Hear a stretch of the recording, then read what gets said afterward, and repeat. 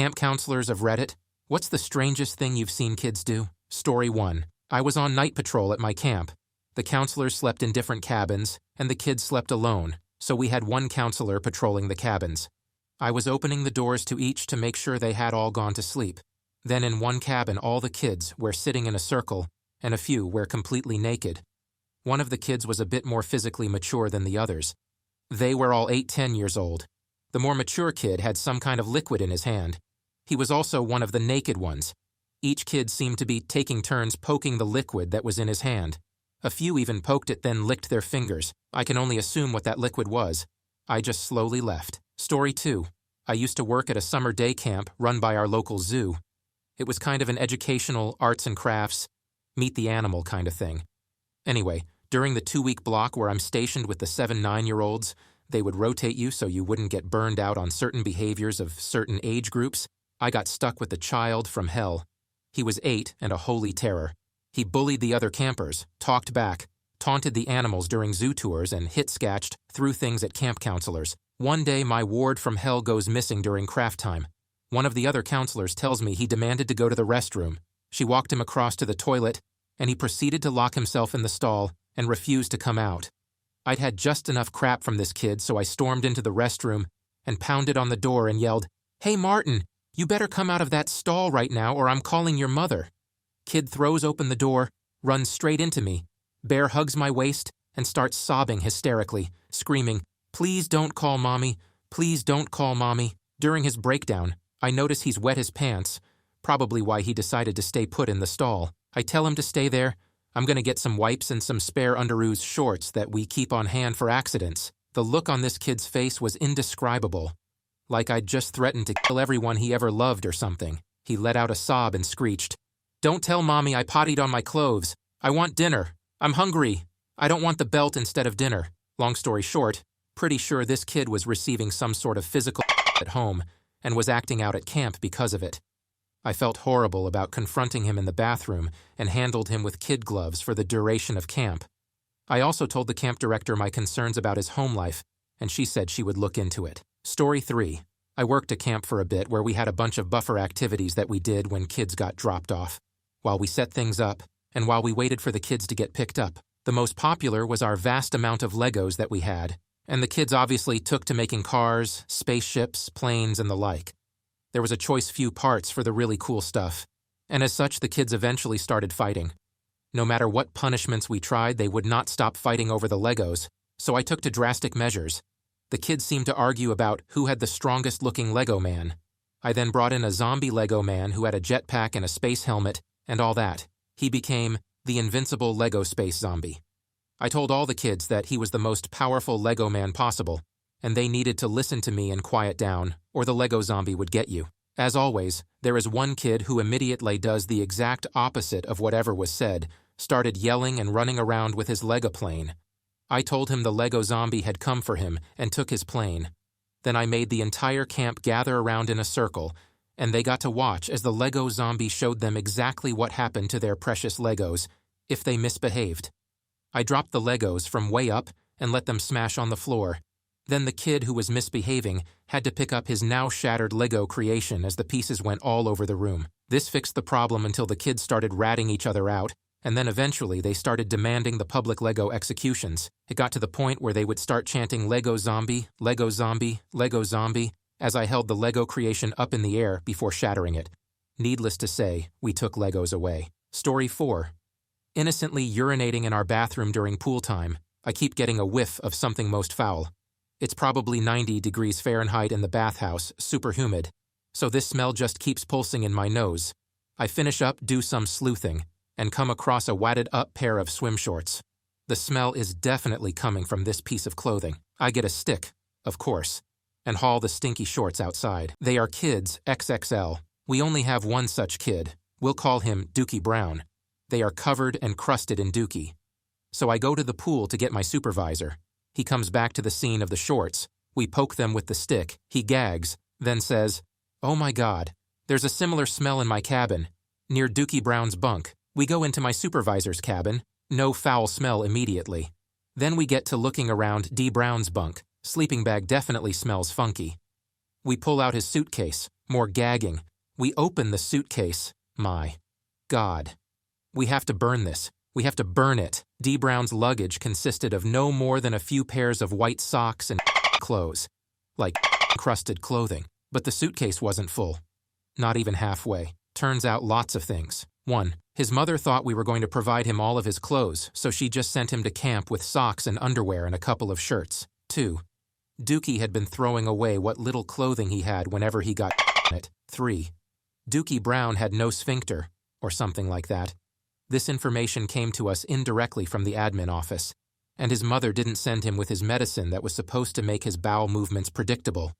If anyone can explain, I'd love to hear how this works.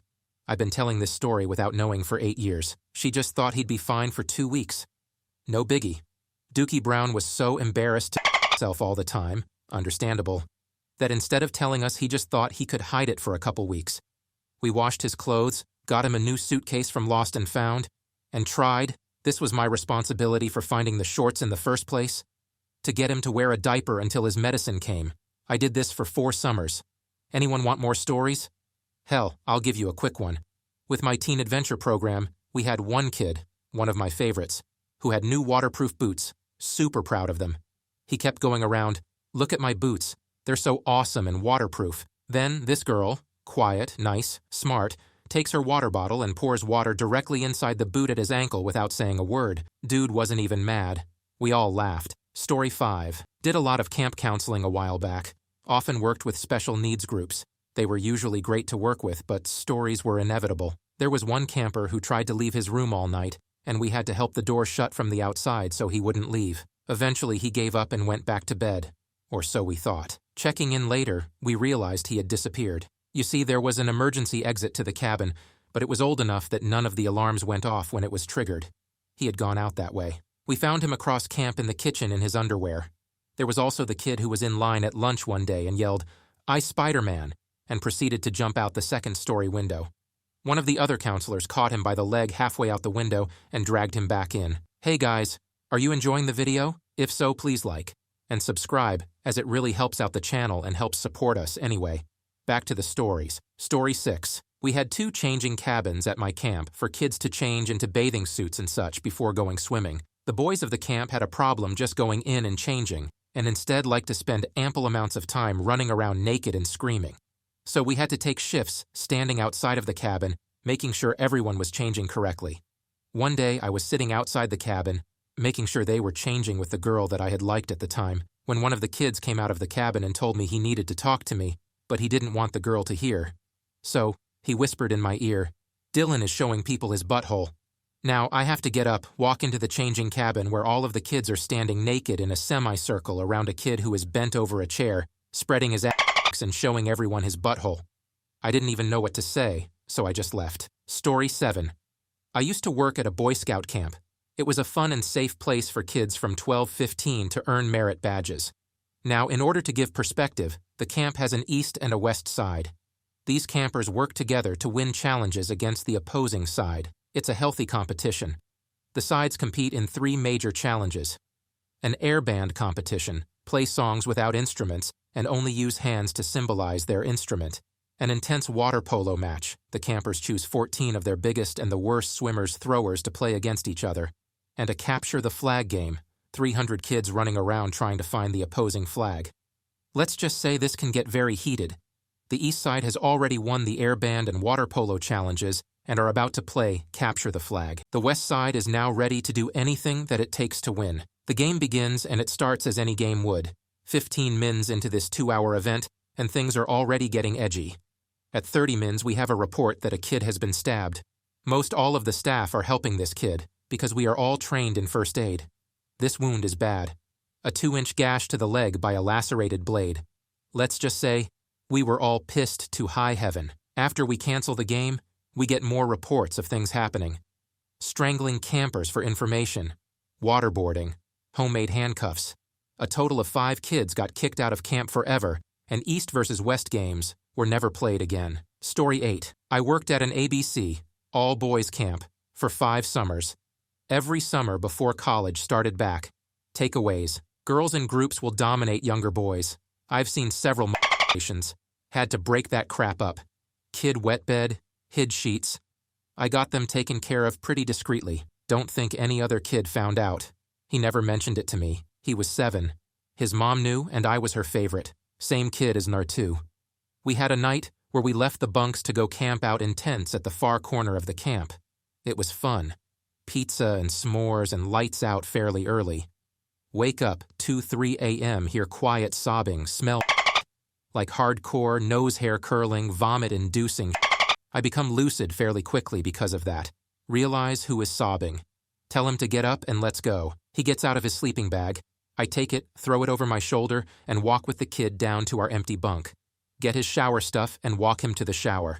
Get his clothes but his undies. Told him to toss those. Run and start the poo bag. Poo clothes in the washer. I'll dry them in the morning. Come back and kid is finished washing up and getting dressed. I tell him it's all cool, no one will know. Walk back to another bunk where I know there is a free bed. Wake the counselor and tell him that he'll be sleeping in that bunk because he had an accident. Walk back to the tent and fall asleep. I didn't wake up until like 9:30. Morning alarm is at 7:30. I think, what the hell? Apparently the director was told about what happened and he went up and got the kids up quietly and told them to let me sleep in. Pretty nice of him. Heard he left a few years after I quit working there. Sucks. Some junior camp kid, age 7 to 10, took a dump the size of a pool noodle in the middle of our rolling hockey rink. Never figured it out. We actually looked for anyone walking funny. Had a straight-up co-counselor before all the kids arrived one year. He was asked to leave after the authorities were informed. He was caught hanging around and doing sketchy, not criminal, yet, things with one of the nurse's kids. See a bunch of kids all huddled around reading a drumming magazine. They keep talking about how they'd like to bang that drum or ring that gong, whatever. I come over, ask to see the magazine, they freak. Some parent put a Playboy in a drumming magazine. 14 YOs aren't smart. Had a line of kids going into the bathroom in the bunk.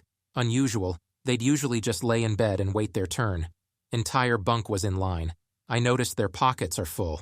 Get them to empty pockets and get in the toilet. One of the kids had a bunch of fireworks. What the hell? Where did he get these?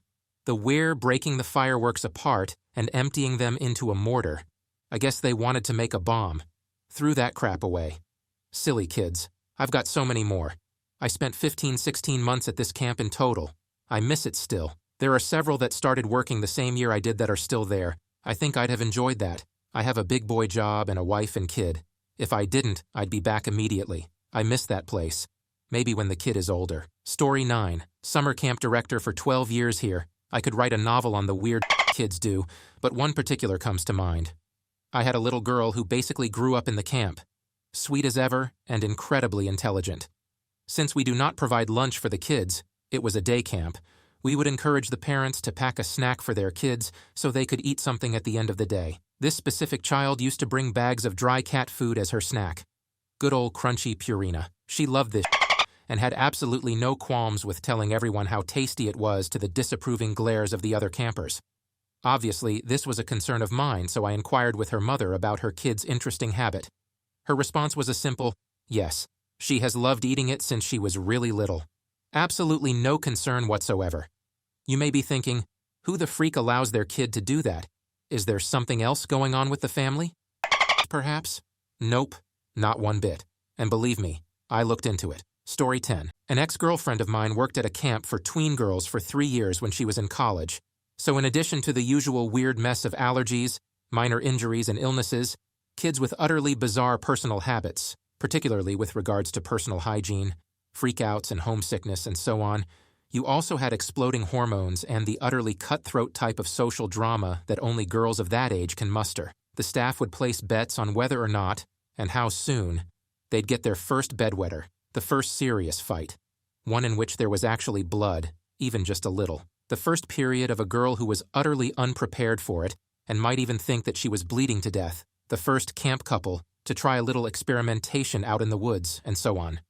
The period thing was unpreventable because an angry parent had forced a change in camp rules that the counselors could no longer give campers the talk at the beginning to the group, but only in response to individual requests. And even then it was considered wise to simply punt the question back to the parents, unless it was a matter of having to actually show the girl how to put in a tampon. Yes, this was back before kids could go on the internet and just look this stuff up, but after the sex ed glory days of the 70s. So, my ex-girlfriend is noticing that one of the girls is looking kind of tired and starts delicately inquiring about it, nightmares, homesick, on the rag, whatever. And it develops that, yeah, she's having trouble sleeping because the girl in the bunk above her is shaking the bed at night and making noises when she does. My ex-girlfriend comes to the obvious conclusion and isn't sure how to talk to the other girl about it. So she checks in with her supervisor and finds out that there's a note in the girl's file about her occasionally having seizures. This sort of thing is kind of a big deal for counselors, for obvious reasons, and my ex-G wonders why she hasn't been notified about it already. It turns out that the seizure girl isn't on medication for it, doesn't have one of those bracelets that a lot of epileptics have, and only has them at night. Well, maybe she's having nightmares. But still, ex-girlfriend is still a bit worried about this, and asks the first girl to come get her if seizure girl wakes her up. That very night, first girl comes to ex-girl and tells her that it's happening. Ex-girl sneaks up to the bunk and, you guessed it, seizure girl is jilling off to beat the band. Ex-girlfriend knows that that's what's happening because seizure girl is using the same technique that ex-girl prefers. On her stomach, a pillow. Seizure girl climaxes and almost immediately falls asleep. First girl doesn't want to go back to bed, but luckily there was an empty bunk, so, to the later anger of a couple of other girls who wanted their own bunk, she gets the spare bed. The next day, seizure girl comes up to ex-girlfriend and asks her why the other girl switched beds. Ex-girlfriend starts to tell her about how first girl was being kept awake, and seizure girl immediately turns beet red, looks like she's about to cry, and starts stammering about her epilepsy. She reassures her that it's okay but can't really talk to her directly about it, so she just says that she'll smooth things over with the other girls, which she does. Everything's cool until the parents come to pick up their girls. Seizure girl's mom wants to talk to ex-girlfriend about her daughter, and even though she tells her that she would have found out if there were a problem, seizure girl's mom is insistent, asking about whether she'd participated in activities, been a discipline problem, etc. Finally, seizure girl's mom mentions that her daughter told her that her former bunkmate switched beds and wants to know what's up with that. My ex-girl tells her that the former bunkmate had problems at night with being disturbed by seizure girl, and her mom cuts in with, "Well, I did tell the camp about the seizures." My ex tries to be honest and started talking about how she didn't really think that it was epilepsy, that it was perfectly natural for a young girl of her age to, and seizure girl's mom leans in, gives her the stink eye, and says, "Seizures." So, of course, when I caught ex-girlfriend pillow once, after she'd finished, and I came in the bedroom, and she pretended that she'd just woken up from a nap, what else could I do but lean over her and say, "Seizures." Story 11. I teach sports at a day camp. One time, a 3-year-old peed himself 4 times by 2 p.m. It was a new record. One of those times, he peed himself right after walking out of the bathroom. The same kid was placed on a toilet once by one of my co-workers. He then got off the toilet, pooped on the floor, moved forward a couple steps, pooped again, then moved forward and pooped again. He then would not let my co-worker into the stall. It took a while to convince him. I've seen a kid cry so hard that he vomited. One time, a girl peed herself right in front of me. We were outside doing water games, and she told me about 30 seconds before we went in that she had to go to the bathroom. I told her to wait. 30 seconds later, she peed herself. I just laughed it off and used the hose to wash her off. No big deal. One kid walked up to me with a half-colored picture of a keyboard. He said, "In this keyboard, there is a song, and the song is a story, but the story has no words." We later made him tell us the story, and it was about pirates, storms, and evil Cheetos in a cave. Same kid once was playing floor hockey. All the kids were in a pile next to the one team's goal, trying to mash the ball in. They knock it in. I look back to the other side and I see 2 kids, the goalie for the scored-on team, and my storytelling friend, who was on the team that scored.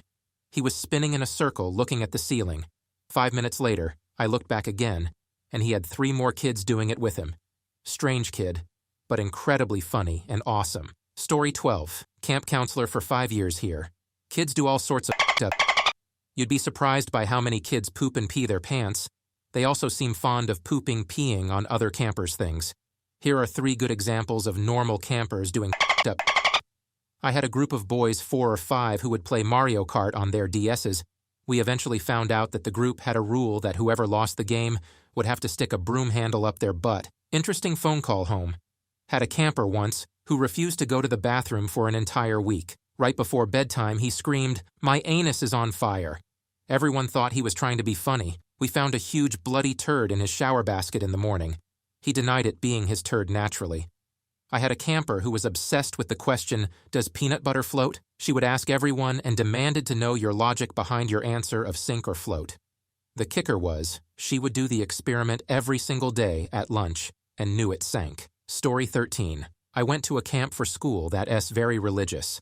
There were crosses hanging in the dining hall, hallways, rec rooms, etc. Counselors would talk about Christianity, and I decided I didn't want to have to deal with the constant earful of religion every day. My plan was simple yet elegant. I got together a group of friends who were in the same boat.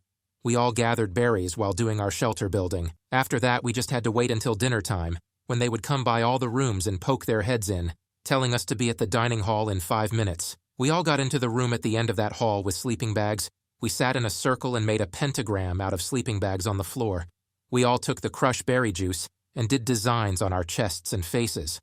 We started chanting quietly and swayed back and forth when a counselor looked in.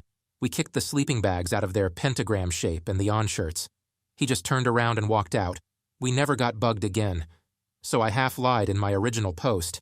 It wasn't a real cult. Story 14. One time I was lining all the kids up for snack time or something similar, and we just couldn't find one kid, despite the fact that I had just seen him. One kid points out feet sticking out from a picnic table. I crawl down to see if he's okay and ask him to join us. He looks at me earnestly and pensively and says, "I belong down here, in the filth." Another kid had what were some obvious mental issues.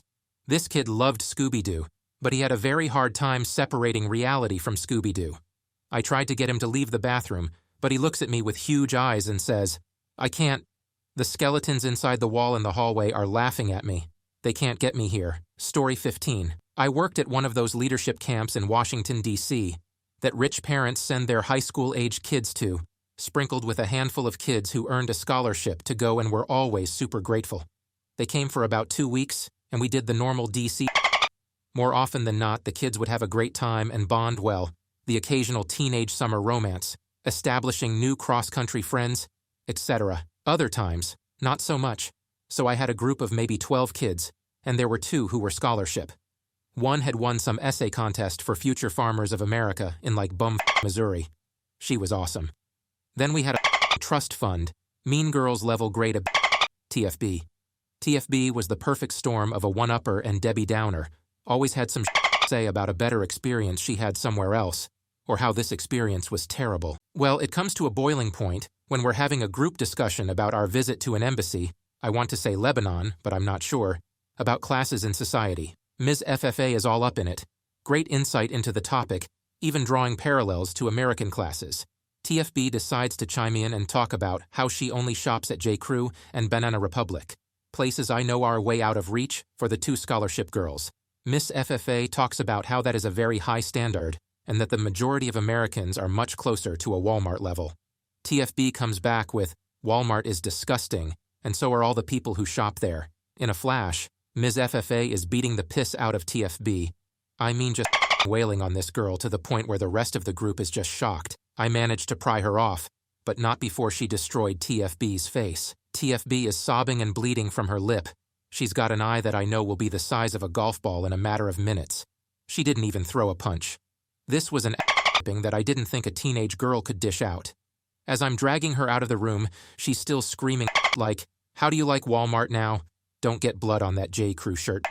We had to send Ms. FFA home early, only a day or 2. She definitely got her money's worth. TFB called her daddy, and he was ready to have my job, if there weren't 10 kids who corroborated my story of how it started.